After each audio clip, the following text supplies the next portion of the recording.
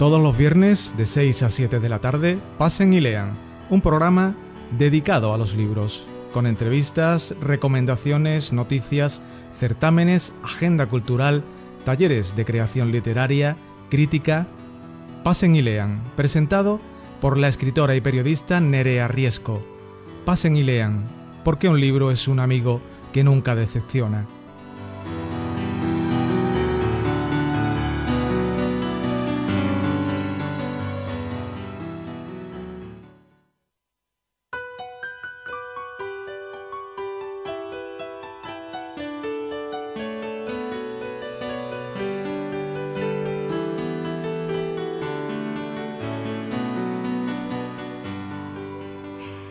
Buenas tardes, bienvenidos un día más a Pasen y Lean. Para mí hoy desde luego es un día muy especial, ya que hace exactamente un año que comenzamos con esta maravillosa andadura radiofónica que nos ha mantenido unidos en las ondas, sirviéndonos de la excusa de la literatura. Un año en el que hemos compartido noticias, presentaciones de libros, agendas culturales, talleres de creación literaria, artículos críticos y sobre todo esas entrevistas que nos han acercado a autores de la talla de Félix Palma, de Laura Falcó, de Francisco Narla, Victoria Álvarez, Tony Gil, María Pilar Queral del Hierro y bueno, tantos y tantos otros que no quiero dejar en el tintero. Son entrevistas que aún retumban en nuestros corazones y en nuestros oídos gracias a la magia de Internet, ya que les recuerdo que pueden volver a escucharlas. Esos programas están colgados en la red, pueden entrar en mi página web www.nereariesco.com y ahí encontrarán en el apartado PIL estas entrevistas. Pasen y lean. Gracias de verdad por dejarse embaucar una vez a la semana desde hace un año y compartir este tiempo de radio y de libros con nosotros.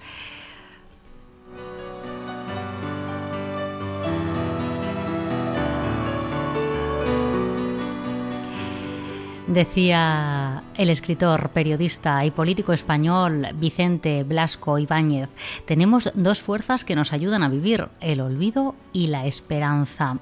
Hoy contamos con la presencia en nuestros estudios de Sebastián García Hidalgo, un escritor sevillano que en su primera novela, llamada Saberse olvidado, mezcla el primer amor con la aventura de un protagonista que va buscando su libertad, su madurez, que va divagando por los recuerdos que a veces, pues se hacen difíciles de soportar.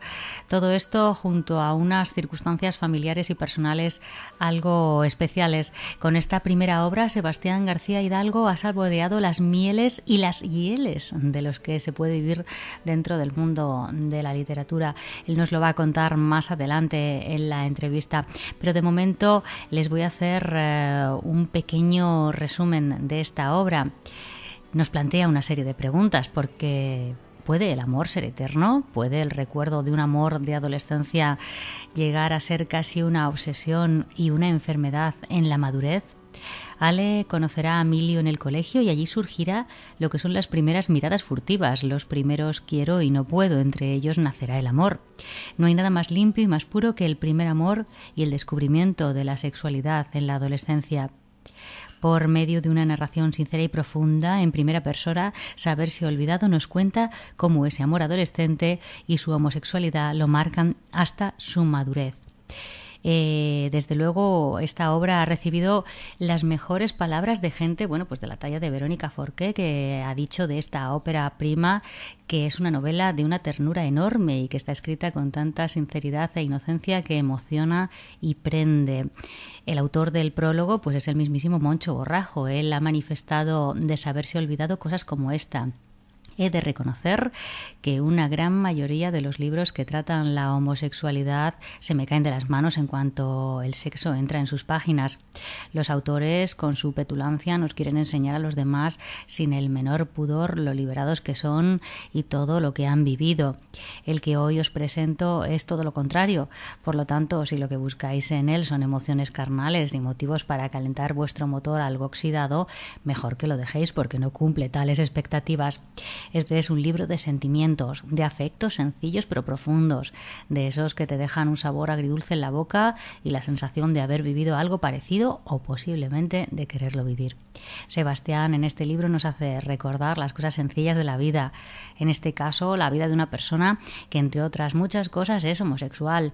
No es por ello que la historia sea importante, aunque sí aporte ese toque especial al serlo él, sino porque hacerlo de forma sencilla, sin barroquismos andaluces que solo complicarían la historia y la harían pedante y posiblemente plumbear.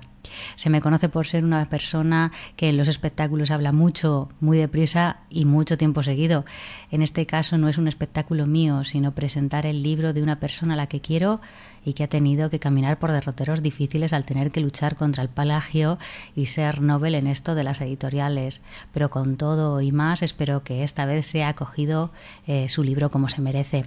Algunos pueden opinar que este prólogo es corto, pero hablar más del libro sería abrir demasiadas puertas y partir de la base que el lector necesita explicaciones para poder adentrarse en la historia.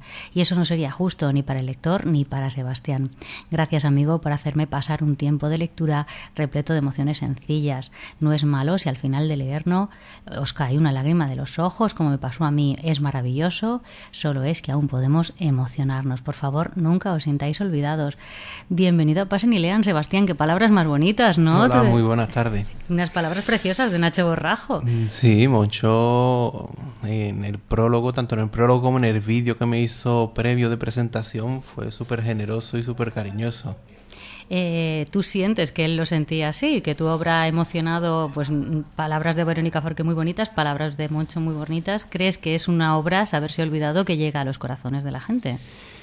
No solo en ellos, sino todo el mundo que se la ha ido leyendo, todo el mundo pues ha llegado a lo mismo, sobre todo cuando termina, que no han sido los únicos que han soltado esa lágrima, sino gente desde que la estaba escribiendo, que había, que ahora me entera que se llaman lectoreceros, sí, que eran mis compañeros de facultad. Ellos se iban leyendo y ya entonces, en tanto mis compañeros como en amigos, ellos ya soltaban esas lágrimas y esos sentimientos. Y ahora mucha gente que cuando ha saltado a América, que también se vende en México, pues mucha gente que se ha puesto en contacto y lo que todos coinciden es lo mismo, en la sensibilidad y los sentimientos que transmite la historia. En primer lugar, Sebastián, me gustaría saber de dónde surge, de dónde nace la idea germinal de Saberse olvidado.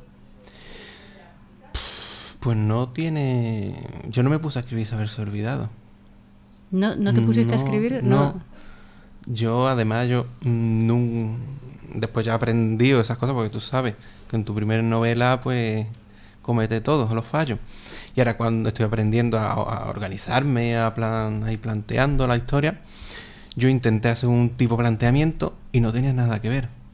Era un personaje que era a lo que tiraba Moncho, explicando al principio de lo que era la literatura normal de este tipo, que lo que yo había leído hasta entonces, que si era drogadicto, que si adicto al sexo, que si una vida desenfadada.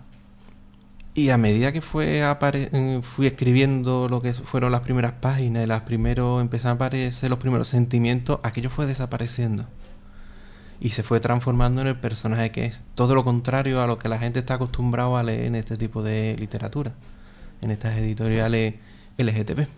O sea que al final el personaje se hizo contigo en lugar de tú con el personaje, sí, ¿no? Se fue creando él solo y se fue desarrollando por él mismo. Por lo tanto, la siguiente pregunta que te voy a hacer no tiene lugar, porque no hay nada de autobiográfico en Saberse olvidado. No, de historia no. Lo que es la historia de Emilio y Ale es totalmente invención. No hay nada que se asemeje con ni lo que yo he vivido ni nadie cercano. La novela sí tiene muchas reflexiones, muchos comentarios sobre muchos temas, sobre todo sobre el tema homosexual y cómo nos ve la gente y cómo nos trata o cómo mismo nosotros nos tratamos. Eso está todo, sí, ahí sí soy yo. Ahí sí se puede ver mucho de Sebastián. Además, la gente que se la ha leído, que de verdad me conoce, que son amigos, me han visto en la forma de hablar, en la forma de expresarme, en lo que yo pienso. En eso sí soy yo. En lo que es la historia amorosa, en la historia familiar y todo eso es todo invención, no tiene nada que ver conmigo. Bueno, en realidad yo siempre digo que por muy malo que sea uno de los personajes, o por muy tierno que lo sea, o por al final todos los personajes somos uno mismo, ¿no? El autor.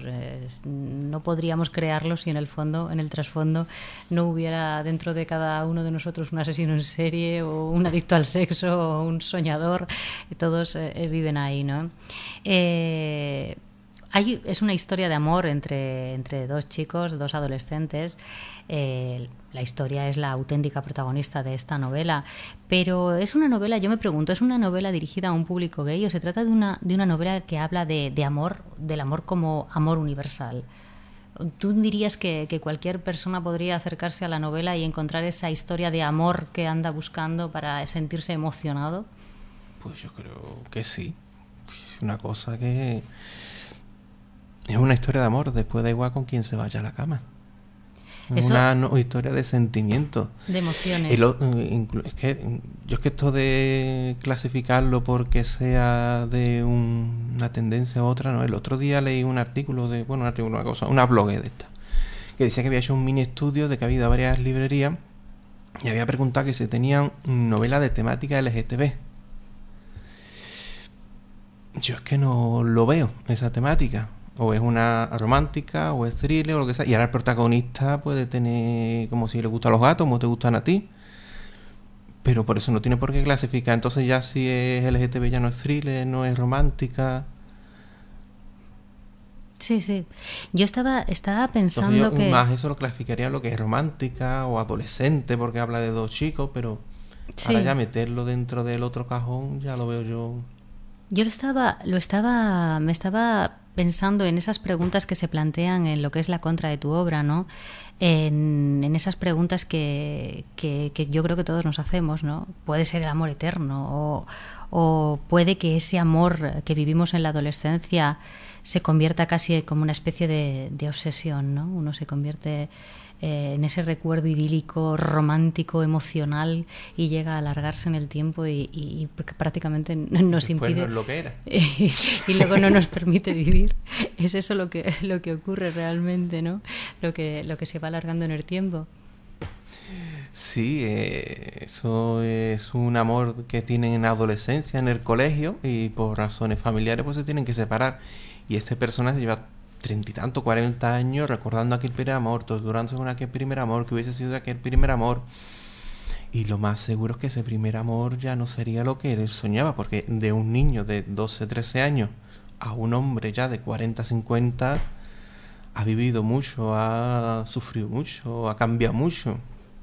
Yo te quería preguntar, ¿en qué momento se dio cuenta Sebastián que la literatura estaba ahí pujando por salir? Me imagino que comenzarías como comenzamos todos, ¿no? Jugando con los poemas, con los relatos y demás, y que luego de pronto te diste cuenta de que la historia de Saberse Olvidado tenía que convertirse en algo más que en un poema o que un relato. No sé si fue así como surgió. Sí, pues fue así. Yo lo primero que tenía eran algunos relatos, algunas historias sin cortas.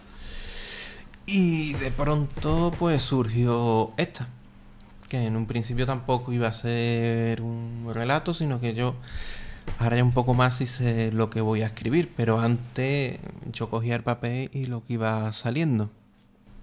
Y entonces yo empecé a escribir, eso se fue alargando, entonces ya pensé en que eso podía crear un personaje que con una historia. Fue cuando creé lo de las drogas, eso y el desenfreno, pero desembocó en esto.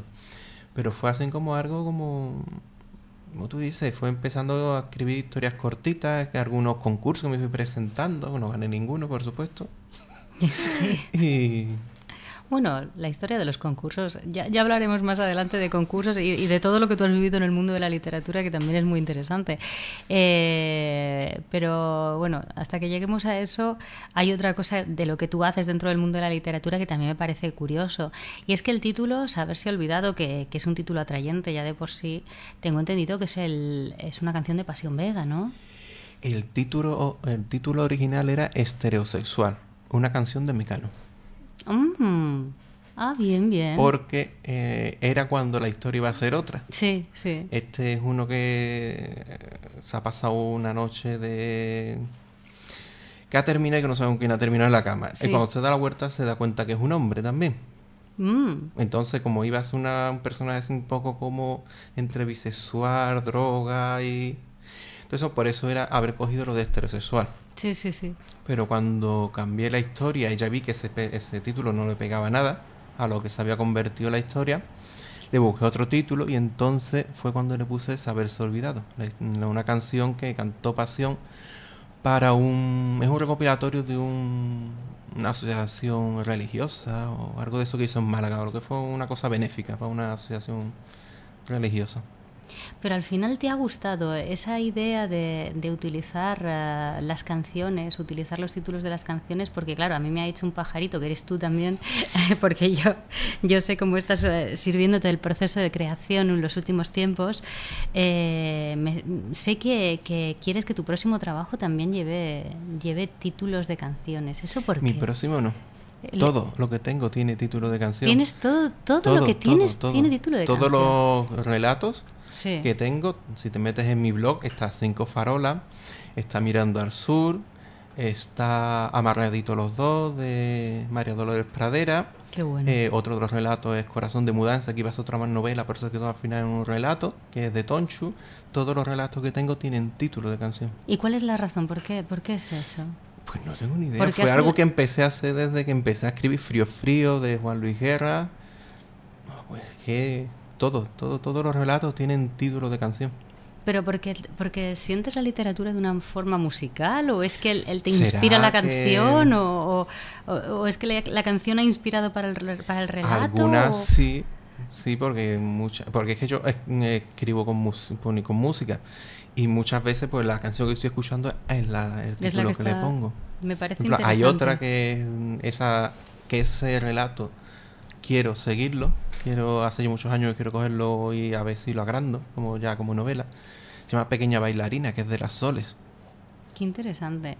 Por cierto, estabas hablando de tu blog. Recuérdale a los oyentes el blog por si lo quieres visitar y así también. Sí, el blog es un título muy original, Saberse Olvidado. Saberse Olvidado. Ya todo, Saberse Olvidado. Saberse Olvidado para la gente que se quiera acercar. Hay una cosa que me resulta también muy, muy curioso de lo que... Bueno, de hecho, yo cuando te conocí, yo creo que la primera conversación que tuvimos fue sobre este asunto y ya me pareció curioso, ¿no? La historia de la publicación de Saberse Olvidado fue un tanto particular. De hecho, yo creo que una de las cosas que más fama te dio al comienzo de la salida de esta obra fue precisamente que ocurriera esto. Y es que Saberse Olvidado fue plagiada total y absolutamente. Yo pensaba contar un pequeño resumen, pero prefiero que se lo cuentes tú a los oyentes qué ocurrió. Pues yo creo que tú ibas publicando en internet esta obra y al final alguien la plagió, ¿no? Me gusta porque yo sé que muchos de nuestros oyentes escriben, publican sus cosas en internet, a veces no tienen cuidado a la hora de registrarlo y bueno, me gustaría que contaras tu experiencia, pues para que la gente lo supiera, ¿no? Yo sí, lo del plagio al final fue una cosa que me vino bien. Sí. Yo además los agradecimientos se los agradezco. Gracias, David, por haberme plagiado y haberme dado esta fama. Sí, pero pasaste un mal rato, Muy malo, porque hay a veces que yo ya hasta dudaba si de verdad lo había escrito. Madre mía. Sí, es verdad que yo he escrito esto, me lo he inventado. ¿Pero cómo fue? Eso fue porque cuando yo la terminé de escribir, todavía se llamaba Heterosexual.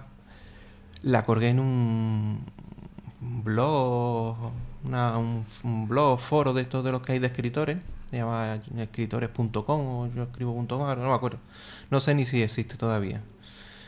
Y ahí la colgué, estuve ahí un tiempo hasta que yo empecé a moverla y a presentar algunos concursos. De ahí hubo gente que se puso en contacto conmigo, que le había gustado mucho, que se la habían descargado y le había gustado. Y de allí también se lo descargó un chico al que yo conocí una vez en Madrid, en Chueca, y se lo comenté que estaba la novela porque él es dependiente de una librería allí, en Hortaleza. Y le comenté eso, porque estuve allí comprando los libros y digo, mira, pues Y como estuvimos hablando de libros, pues le digo, bueno, pues yo tengo un libro de esa temática. Y dice, vale, pues lo voy a mirar. Nunca más supe de él. Nunca ni me escribió para decirme, mira qué bonito ha sido, nada. Que ha escrito. Nada. Sí, te he visto, no me acuerdo. Nunca, nada. Y años después, cuando conocí las editoriales estas de edición bajo demanda de internet, pues colgué allí la novela. En Sevilla se iba a hacer una presentación en la cafetería Novecento. Incluso hice una firma de libros. A los 2 o 3 días iba a ser la presentación en la Feria del Libro de hace unos cuantos de años. Y el mismo stand donde estaban los muchachos estaba la novela del otro chico. Yo allí curioseando vi la sinopsis, que curiosamente yo después he recordado que cuando el ARNAS abrió, el primer año, el mes del orgullo, puso un stand solo de temática LGTB. Y yo esa novela ya la había tenido en las manos. Y no te diste. Y no me dio por... Yo me acuerdo de esa portada, que yo tuve esa portada, yo creo que incluso leí la sinopsis, pero en aquella ocasión no me llamó la atención. Fue en esta feria del libro donde yo, al leer la sinopsis, digo, esa historia me suena. Además es que él no cambió nada, solo cambió el nombre del protagonista. Ni del segundo protagonista, ni de nadie, nada. La superplagió, lo que... no se molestó ni en cambiar los nombres. Y cuando yo abrí la novela, empieza tal y como la mía. Sigo, y termina tal y cual como la mía. Madre mía. ¿Y cómo se te quedó el cuerpo? Aquello sería... Pues fatal. No, que no sabía qué hacer, porque tú llevas ya muchos años en esto y más o menos, pero yo que era la primera vez, no tenía contacto con escritores entonces todavía. Ya. ¿Qué haces? ¿Qué yo lo primero que hice fue en busca de Moncho, oye, ¿qué hago? Y fue el que me dijo, bueno, pues llévatelo, coge un abogado, fue el que me fue un poquito orientando, porque lo único que yo tenía contacto entonces porque él también escribe, él tiene varias novelas, tiene mucha poesía. Digo, a ver si... Y es que el que lleva, yo no sé cuántos años, llevará 40, 50 años trabajando, nunca lo había pasado tampoco. Bueno, no sabía cómo... afortunadamente no es algo que pase habitualmente. De todas maneras, es que a ti te pasó de una forma muy flagrante, porque en realidad te fusiló. Sí, porque no es que cogiera tu idea. ¿no? No, fusiló tu obra. Lo bueno que tuviste, creo recordar, es que tú la tenías registrada, ¿no? Sí, yo no sé por qué me dio aquella inspiración divina. Además yo el otro día lo estuve hablando contigo, que yo tengo todos los cuadernos de donde yo iba escribiendo a mano el manuscrito de la novela. Sí. Y después yo he mirado porque yo empiezo a escribir y pongo la fecha del día. Entonces yo sé qué he escrito cada día, cuánto he tardado. Por ejemplo, me preguntaste el otro día de cuánto había tardado en escribir esta novela y te dije que muchísimo tiempo. La primera parte tardé nada, unos cuantos días, después tardé 1 año y pico en volverla a retomar, y desde que ahí hasta que la terminé fueron 2 o 3 meses, tampoco fue mucho, pero fue mucho tiempo porque tuve mucho tiempo parado, entonces yo lo sé porque en el cuaderno lo tengo todo. Y desde la última fecha que tengo yo escrita hasta que yo presenté el primer manuscrito al registro intelectual pasaron 2 o 3 semanas. Sí. Yo no sé por qué me dio aquella inspiración divina de... y llevarlo. Y desde que tú pusiste esto en manos de la justicia, ¿cuánto tardaron en darte la razón? La razón no me la ha dado la justicia. Ha sido él que ha reconocido que es suya, que es mía. Que es tuya. Que es mía, que diga. No ha habido juicio, es sin haber juicio y ha sido, yo creo que fueron 1 año y 6, 7 meses. Solo para que él se pusiera de acuerdo y dijera que sí. En la primera interrogatorio que le hicieron, primera declaración. Él dijo que sí, que la novela era mía, que entonces fue yo, porque yo este muchacho no me acordaba de él, ni de nada. Además, yo cuando mi abogado me presentó los papeles, digo, pues yo de este muchacho no me acuerdo, porque decía que yo había ido a su librería, le había comentado lo de la novela, a él le había gustado tanto, que él había publicado para que su familia y sus amigos los conocieran, sin intención de lucro ninguno. Ya. Y entonces incluso yo le dije a mi abogado, digo, pues no me acuerdo, es que no, es mentira, yo no me acuerdo. Y después dándole vuelta, digo, es verdad. Digo, este será el muchacho que yo conocí hacía ya 2 o 3 años o más, desde que pasó eso hasta que nosotros nos vimos, pues, o 5 años. Y le dije, pues sí, pues es verdad. Yo me acuerdo que una vez yo que estuve en Chueca, allí en una librería, yo le comenté a un muchacho que puede ser. Y después buscando, he descubierto que él es dependiente de una librería de Chueca. Bueno, es que la historia desde luego, como pueden ver, no tiene desperdicio. Después de eso, la propia Rosa Montero publicó un artículo en El País hablando del asunto. Tú publicaste la obra, bueno, pues ya se publicó con el nombre de la persona que la había escrito, lo cual me congratula, me alegro de ello y me alegro de que estas cosas, bueno, pues se aclaren, salgan a la luz. Pero mira, si sirve de algo también, pues decirle a todos aquellos autores noveles que están creando una obra y que en muchas ocasiones tienen esa, bueno, la ilusión de que su obra sea leída y la enseñan por internet, y a mí me parece una buena idea. Mucha gente la cuelga por... Claro. Después... Sí, dime. Después me volvieron a plagiar. ¿Te volvieron a plagiar? Es que entonces es tu destino, es como una ley kármica. ¿La misma novela? Sí, porque como a mí yo tengo lo de la alerta, eso de saberse olvidado, del Google, me llegó una alerta que en un blog habían publicado algo sobre saber olvidado. Ponía que era un fanfic de eso. Sí. No era un fanfic, era un corta y pega. Le habían puesto un nombre chino a los personajes y en primera parte que habían puesto era exactamente igual, no era un fanfic. No sé si la gente sabrá como un fanfic. Yo me enteré cuando conocí a Concha y toda esta gente que ellos viven más en ese mundo de fanfic, en los fantasías y eso. Pero yo cuando vi eso digo, pero sí, esto no es un fanfic, tú no es que hayas desarrollado otra historia paralela o hayas creado una escena, ¿no? Volvió a copiar otra vez lo mismo, cambiándolo y poniéndole un nombre como chino, Joey o Chuai Xinchang. Madre mía, Sebastián, yo no sé, vas a tener que tener cuidado porque yo creo que ya te digo, tú tienes un destino kármico que hace que la gente te plagie. De verdad, yo os lo digo a todos los que estéis al otro lado y estéis publicando en internet y estéis sacando vuestras obras, que os lo registréis. Como veis, sí. Sebastián García Hidalgo ha tenido la suerte de que registró su obra en el registro de la propiedad intelectual y tampoco es tan caro. A lo mejor para un relatillo, sí, pero si juntas unos cuantos... Sí, se juntas registran. Un libro a lo mejor de 15, 20 libros y yo no sé cuánto estará ya, pero cuando yo registré los últimos cuentos, además yo cogí un libro gordo, sí, con todos los relatos, todos los poemas, todas las cosas juntas, y ahí me parece que fueron 16 o 17 euros. Sí, puede que sea eso. Grande. Puede que sea eso. Vas al registro de la propiedad intelectual y esto se soluciona. Y bueno, pues ya por fin Saberse Olvidado está con el nombre de quien la ha hecho y quien la ha creado, Sebastián García Hidalgo. No hay nada peor que robar la propiedad intelectual, porque hay otra manera de plagiar, que es también plagiar ideas, ¿no? Pero lo de Sebastián es que ya le fusilan la obra, que ya me parece. Sí, pero que algunos incluso los ven bien. Cuando Rosa Montero sacó el artículo en El País, en Menéame, sí, estuvo varios días la noticia entre las primeras. Sí. Y había gente diciéndome que, porque me dieran por ahí, que no lo hubiese colgado. Que el tonto fui yo por haberlo colgado. Bueno, es que sobre la piratería hablamos muchas veces en este programa y hay el concepto de la propiedad... Una cosa, vale, está mal de la piratería que tú te descargues pirata el libro y te leas el libro de Nerea Riesgo sin haber pagado un duro. Está mal. Pero peor está es poner tu nombre.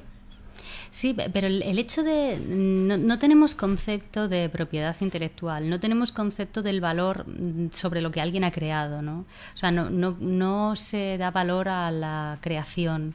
Y eso es un concepto que no hemos adquirido desde la base, ¿no? Si no consideramos que algo que alguien crea tiene un valor y que hay que considerarlo y hay que pagarlo y que la gente vive de eso y igual que otro vive, bueno, pues de montar coches o de levantar casas, pues hasta que no aceptemos eso pues será complicado. Pero bueno, el caso es que todo este escándalo ha ayudado a promocionar la obra, ¿no? Porque tengo entendido pues ha salido que... en muchos medios, sí, ha salido en blogs, que yo el otro día también se lo comenté a Rosa, que había mucha gente que ha cogido en blogs de por ahí, hay otros que no, que han cogido la noticia y les han copiado tal, han puesto que es un artículo de Rosa Montero, otros que han hecho una adaptación y le han añadido trozos y han puesto cosas que han cogido de otro sitio, pero es que otros han puesto simplemente el texto de Rosa, el mismo texto de Rosa, el mismo título, y le han puesto que es suyo. Me han plagiado el artículo de Rosa. Sí. Bueno, plagiar artículos también es muy habitual. Otra de las cosas que te quería preguntar, ¿cómo podemos hacernos con un ejemplar de Saberse Olvidado? A través de tu página. Claro, en cualquier sitio. En cualquier sitio, en cualquier librería nos la pedimos. Y si no, en la librería Bercana de Madrid, que es la chicas que llevan la editorial, allí dejé unos cuantos de libros firmados. Si alguno que están se da dedicados. prisa, a lo mejor todavía se los consigue. Que los venden también por internet ya, y si no, pues en cualquier librería, la librería de tu barrio, tú vas, pides Haberse Olvidado de la editorial Legales y te lo traen en 2 o 3 días. En 2 o 3 días. ¿Pero cuáles? ¿Dónde estaban los que estaban los dedicados? Los que están firmados están en librería Bercana, en la calle Hortaleza. De Madrid. Vale. Por si quieren tener la rúbrica de Sebastián García Hidalgo. ¿En qué estás trabajando ahora? ¿A qué le estás dando vueltas ahora? Ahora estoy con una nueva historia que también la pobre se quedó ahí abandonada, pero esa la tengo que terminar sea como sea. Y es muy distinta, no tiene nada que ver con esta. Es más sobre... Me gustaría crear un personaje tipo saga, porque es un detective. Me gustaría escribir varios libros, en que en cada uno vaya resolviendo un caso distinto. De momento va sobre la desaparición de una chica, a ver cómo va evolucionando, surgiendo. Bueno, pues les recomiendo encarecidamente esta obra, Saberse Olvidado, una novela que habla del amor, ya les decía, de ese primer amor que no se olvida, que nos marca, y esa historia tan interesante que, como les estábamos comentando, interesó tanto que incluso se plagió. O sea que fíjense ustedes si resultó interesante para la persona que se interesó en plagiarlo. Sebastián García Hidalgo, gracias por acompañarnos, y quédate por aquí, porque ya que estás aquí con nosotros en y felicidades por tu primer año, a ver si yo el invitado número un año. Un año. Eres el invitado del programa del primer aniversario. Y quédate con nosotros porque además ahora tenemos el espacio de Factoría de Autores, ese espacio, ya sabes tú, de sobra, que en el que, bueno, nos ponemos en contacto con nuestros profesores particulares de Factoría de Autores, que nos dan, como siempre, esas pautas. Hoy viene Concha. Hoy Concha. Concha fue mi presentadora en el Teatro Lope de Vega de la novela. Pues fíjate, ahora mismo, y además podemos hablar con ella de cositas sobre creación literaria.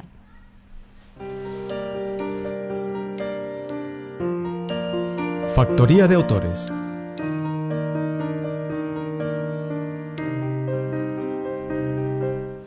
Pues sí, como estábamos diciendo, nuestro espacio patrocinado por Factoría de Autores, ese espacio en el que hablamos del proceso de creación literaria, de ese miedo a la página en blanco o esa elaboración, ese momento en el que empezamos nuestra obra, nos quedamos parados y decimos, ¿cómo seguimos? O no, o llegamos a un punto en el que decimos, la obra ya está terminada, tenemos que hacerle nuestro repaso, vamos bien, vamos mal. Todas esas preguntas que se nos plantean mientras estamos creando nuestra obra pueden darse respuesta si nos metemos en la página web de Factoría de Autores, www.factoriadeautores.com, y desde allí nuestros profesores Teo Palacios, Concha Perea y una larga lista de personas maravillosas pueden encargarse de responder esas preguntas tan importantes y que tanto nos inquietan a todos los creadores. Bueno, yo no sé, creo que hoy nos acompaña Concha Perea para darnos respuesta y para darnos algunas que otras pautas. A ver, Concha, ¿estás por ahí? Sí, ¿qué tal? Hombre, ¿qué tal estás? Pues nada, aquí haciendo ratito, que dentro de nada ya vamos a comer. Uy. Oye, pues sabes que hoy estaba con nosotros en nuestros estudios Sebastián García Hidalgo, que me estaba contando que fuiste tú la presentadora oficial de su obra en el Lope de Vega. Sí, bueno, cuando todavía el Beta estaba en la antigua Sala Imperial. Fíjate, pues... Fue una presentación muy divertida, lo pasamos muy bien. Sí, además hemos estado hablando del plagio al que se vio sometido, fíjate. Sí, la verdad que precisamente de eso voy a hablaros yo hoy, de cómo se puede proteger un autor del plagio. Ah, pues mira, nos ha venido como anillo al dedo esta historia. Sí, lo sé. Todo está pensado. Ay, todo fríamente calculado. Qué bien, qué bien. Es que no necesito decir nada, me leéis el pensamiento. Sí. Soy una persona afortunada. Pues venga, ¿cómo se puede uno proteger de eso, del plagio? Tenemos que tener en cuenta, primero, a dónde va a ir destinada nuestra publicación. Vale. Yo tengo que decir una cosa, y esto lo digo muy en serio. Si publicas en Internet, redes sociales, foros, tienes un blog, es muy complicado protegerse del plagio, ¿vale?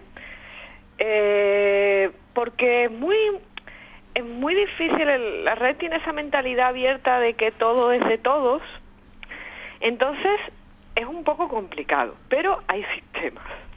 Por ejemplo, tú tienes tus entradas de blog y no quieres que nadie te las copie. Muy bien, pues por ejemplo hay una página bastante interesante para eso, que se llama Safe Creative. Safe Creative es gratuita.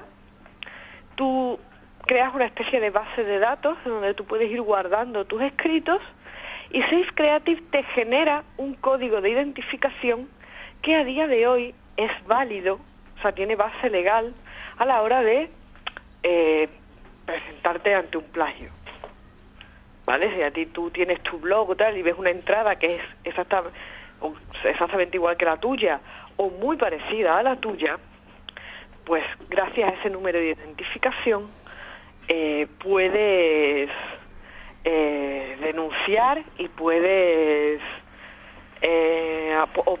incluso ponerte en contacto con la persona que haya escrito ese plagio y decirle pues eso, que tienes tu contenido intelectual debidamente registrado. Yo siempre aconsejo a la gente que escribe, que pone blogs y que escribe en plataformas digitales, que si va a poner su propiedad intelectual, siempre ponga claramente en algún apartado del blog que tiene todas sus entradas debidamente registradas y que esa propiedad intelectual está protegida. Porque aunque parezca una tontería, eso desanima a ciertas personas a plagiar. A ver, a veces la gente no plagia conscientemente, sino que comparte el contenido de los blogs de manera alocada, porque tenemos mucha idea del contenido libre. Y claro, yo siempre animo antes de saltar por los aires, escribirle a la persona que nos ha plagiado y decirle, oye, mira, porque a veces la solución es bastante sencilla. ¿Que no? Bueno, pues tenéis vuestro numerito, se puede presentar, con este código podéis presentar una denuncia, está legalmente reconocido como un registro y lo que pasa es que luego la justicia es lenta, pero en ese caso podéis denunciar perfectamente ese robo de propiedad intelectual.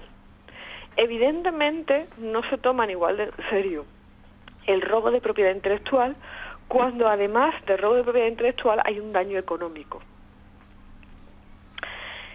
¿Qué pasa si, como le pasó a Sebastián, yo tengo un libro ya publicado y alguien me ha plagiado mi libro? Bueno, en esos casos no hace falta que tu obra esté registrada, puesto que ya el hecho de que tú la publicaras antes que la otra persona demuestra que ahí hay o sea, te da a ti la posibilidad de defenderte del plagio, pero hay que tener en cuenta qué tanto por ciento de la historia está plagiado. Porque por allí hay todavía muchas demandas por plagio que están sin resolver y no se resolverán. En ese caso es muy complicado.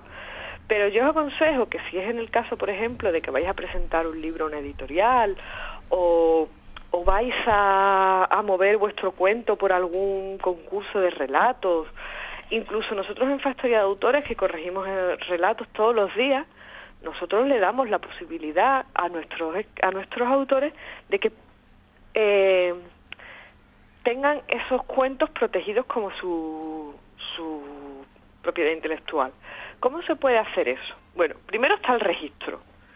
El registro es muy sencillo, dependiendo de cada comunidad cambia un poco el precio del registro, pero realmente además a día de hoy prácticamente es telemático, con lo cual Tú solo tienes que ir un día a la oficina, entregar el manuscrito original y puedes ir con los papeles ya directamente rellenos, pagas una pequeña cuota y luego con el tiempo ellos te mandarán un recibo de pago de ese manuscrito o de esa obra intelectual o artística y ya la tienes registrada. De todas maneras, entre el tiempo que pasa, entre que tú recibas ese papel o no lo recibas, como tienes el recibo del pago del banco, eso ya te vale como papel de registro. Con lo cual, sí, no tienes que volverte muy loco. El Safe Creative también nos sirve para este tipo de cosas y también está reconocido. Si no quieres gastarte un duro, porque Safe Creative es gratis, puedes registrarnos Safe Creative, tienes un número de propiedad, tú ese número de propiedad lo pones, cuando lo vayas a mandar a cualquier sitio, lo incluyes en el texto y así adviertes que ese texto está protegido por un sistema de registro. Luego hay un sistema que a mí me hace mucha gracia, que es muy, muy casero, pero que es efectivo, que se llama el método americano. El método americano es que tú te mandas a ti mismo, o sea, tú coges tu manuscrito, lo metes en un sobre y te lo mandas por correo a ti mismo. Sí. No lo abras, guarda siempre el sobre con el matasellos. Porque si tú coges ese momento, alguien te plagia y tú te presentas en el juzgado diciendo no, yo en la fecha que pone ese registro ya había escrito este cuento y este cuento me pertenece a mí y aquí está la prueba. Ese método americano está legalmente aceptado en América evidentemente y en Europa también. Perfecto. No sé si lo usará mucha gente a día de hoy el método americano, pero se puede utilizar. Yo sí lo he hecho, pero vamos, hace mucho tiempo cuando me presentaba a premios y demás, yo sí lo hacía. Sí. Ya está más en desuso, pero bueno. Yo sí lo hacía, pero vamos, no sé si seguirá sirviendo, pero desde luego yo... No, sí sigue en práctica. Bueno, pues entonces perfecto, si sigue en práctica, fenomenal. De todas maneras, ha habido plagios épicos. Uno que se nos ha olvidado por completo, el de Ana Rosa Quintana, que no solamente fue el plagio de los plagios, porque no solamente fue un plagio, sino que además quien había plagiado era el negro que ella tenía, sí, con lo cual ya... Eso fue tremendo, pero bueno, tenemos casos, por ejemplo, como el de Alfredo Brais Echenique, que copiaba de un periódico de Lima los artículos que luego colgaba, creo que en El País. Sí, bueno, claro, grandes plagios, o la misma historia de la cruz de San Andrés, ¿no? Que siempre se ha quedado ahí sin saber por qué se murió. Bueno, o la gran duda de Camilo José Cela con madera de boj. Claro, son eso cosas. Nunca se resolverá. Son cosas que. Es que en ese tipo de casos hay un problema y es lo que decíamos. ¿Qué tanto por ciento se ha plagiado? Porque a veces, aunque no nos lo creamos, dos personas tienen una idea muy parecida al mismo tiempo. Claro. Y eso no es plagio. ¿Cómo demuestras tú? Mira, a mí se me ocurre ahora mismo que mucha gente compara y dice que hay muchas similitudes entre, una película, pero otra está basada en un libro, que es entre Crepúsculo, iba a decir, entre Los Juegos del Hambre, la primera novela de Los Juegos del Hambre, y Battle Royale, que es una película japonesa que es muy anterior a Los Juegos del Hambre. Pues la escritora ha dicho por activa y por pasiva que ella no había visto Battle Royale. Y yo me lo creo. Porque a veces nos pasan estas cosas. O sea, estas ideas se pueden tener, las tienes, las escribes. Yo creo que hay diferencias de peso lo bastante gordas como para que realmente no tenga por qué ser un plagio. Y claro, es muy complicado averiguar hasta qué punto de este es plagio. Por eso muchas veces este tipo de juicios se enquistan. En el caso de Sebastián es que era tan claro y evidente que saltaba a la vista, ¿no? Lo mismo ocurrió con los artículos, los ensayos que escribió Lucía Echevarría, es que era tan evidente que no se podía negar. Pero hay en estos casos, pues como pasa con Madera de Boj, como ha pasado en otras novelas, que es que sí, hay mucho parecido, sí, es verdad, hay una... pero ¿es plagio, no es plagio? la justicia no puede ponerse de acuerdo y nosotros tampoco nos vamos a poner. Si tú te juntas con 4 escritores y os ponéis a hablar del caso de Camilo José Cela y encontrarás todo tipo de opiniones, porque es muy complicado saber en esos casos si hay plagio o no. Total, que lo ideal es tener nuestra obra lo más protegida posible, nuestras ideas lo más protegidas posibles, saber que las ideas son universales. Exactamente. Mira, yo se lo digo a mis alumnos siempre. Si tenéis algo que de verdad queráis proteger del plagio, porque lo vayáis a presentar a una editorial o porque tengáis un proyecto en marcha con él, no digáis nada en redes sociales, no lo colguéis en ninguna parte, no lo compartáis, porque el plagio muchas veces es inevitable y además no se puede demostrar. Entonces, yo prefiero aguantarme las ganas de compartir mi momento creador con el mundo, que yo entiendo que muchas veces acabas de escribir algo y es que te queman los dedos. Oh, acabo de escribir la historia más maravillosa del mundo. Trata de... No. Levántate a la cocina, ponte una Coca-Cola, pica algo. Engorda. Comedia quita mucho de estas cosas. Vete a sacar a los perros, que eso adelgaza. Cualquier cosa, el contenido que tú cuelgues en internet, y yo eso siempre lo tengo muy claro, yo sabéis que tengo mi blog y que escribo mis articulitos y tal, tengo muy claro que eso que escribo para mí no tiene, sí, claro, tiene valor, son mis horas de trabajo y tal, pero que no me importaría que me lo plagiasen porque yo lo comparto libremente con todo el mundo. Me daría rabia, sí, pero no me voy a tirar de los pelos por eso, porque sé que al colgarlo en internet me expongo a que eso ocurra.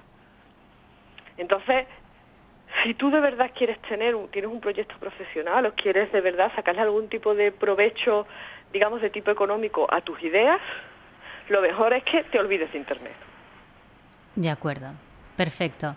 Pues hoy hemos tenido desde luego un monográfico de plagios literarios entre la obra de Sebastián Saberse Olvidado, que nos ha estado comentando todo lo que ocurrió con su plagio, que bueno, afortunadamente al final ha tenido un final feliz para él, y esta, pues no sé si llamarlo lección, clase, tutorial de lo que tenemos que hacer con nuestras obras para que no nos plagien, que nos has ofrecido desde Factoría de Autores. Yo creo que nos ha quedado todo medio claro, ¿no? Sí. Yo, además que es que el mundo de las letras pues tiene sus luces y sus sombras. Por supuesto. Y esta sombra pues alrededor pero no solo el mundo de las letras, yo creo que es la creatividad en general. La creatividad, sí. Corre este riesgo. Bueno, pero en el fondo todos los que creamos, como tú dices, tenemos esa sombra que nos acecha, pero esa necesidad de crear. Hombre, hace evidentemente. Vamos a ver, no existe trabajo sin riesgo. Sí, eso es evidente. Todos los trabajos tienen algún tipo de hándicap. Pero nosotros creamos y queremos que se vea y que además queremos disfrutar también de la obra de la gente, pero siempre con esa, lo que hablaba antes con Sebastián, ¿no? Sabiendo, haciendo conscientes a la gente de que esto es un trabajo, esto es una labor que hay que comprender, que hay que saber que la gente hace, que es una labor que hay que valorar y que no es gratuita y que totalmente eso es importante que lo aprendamos. Y que uno escribe, si te gusta escribir vas a seguir escribiendo. Eso es evidente. Pero además que también hay que decirle a la gente, para que no se asusten, que el plagio no es tan común. No. Que por suerte el plagio no es tan común. Entonces hay que tomar precauciones, pues claro, como quien sale a la calle y teme constiparse, puedes tener mala suerte y constiparte. Eso no quiere decir que de las 10 veces que salgas a tu casa todas te vayas a constipar. Vale, perfecto. Pues muchísimas gracias, Concha, por tus consejos y te esperamos la semana que viene en este espacio dedicado a la factoría. La semana que viene ya sí habláis con Teo. La semana que viene hablamos con Teo, perfecto. Además, la semana que viene le esperamos aquí porque tiene novedades que contarnos de su novela, La predicción del astrólogo. Muchas. Tiene muchas cosas que contaros. Perfecto. Bueno, pues un abrazo muy grande, Concha. Un beso, hasta luego.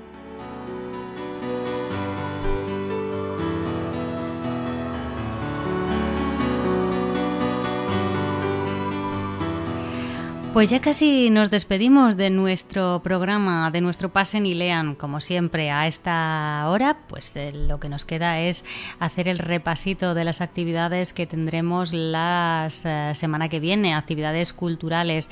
Les comento que este sábado, día 7, en la Casa del Libro de Sevilla, en la calle Velázquez número 8, tenemos a las 12:30 de la mañana, al mediodía, la actividad infantil 40 cuentos de Semana Santa con Antonio Puente Mayor y María Bullón, ilustradora.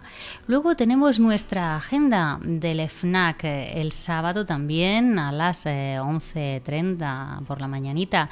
El club FNAC Kids, especial Día de la Mujer. Habrá un cuentacuentos dedicado a Adela Turín. También tendremos el lunes en el FNAC de Sevilla a las 7 de la tarde un curso de fotografía. Será la primera sesión a las 7 de la tarde. También en el FNAC el martes pues tendremos un taller de budismo y meditación. El miércoles, día 11, conciertos de autor. Esperando a Godot, una actuación en directo a las 7 de la tarde. También a las 7 de la tarde, pero al día siguiente, el jueves, día 12, los Juegos del Hambre en Llamas de Frances Lawrence. Veremos una proyección de la película. Y luego, bueno, pues nada, lo único que me queda de decirles es que disfruten de estas actividades culturales que, como les decía, eran en el FNAC y en la Casa del Libro.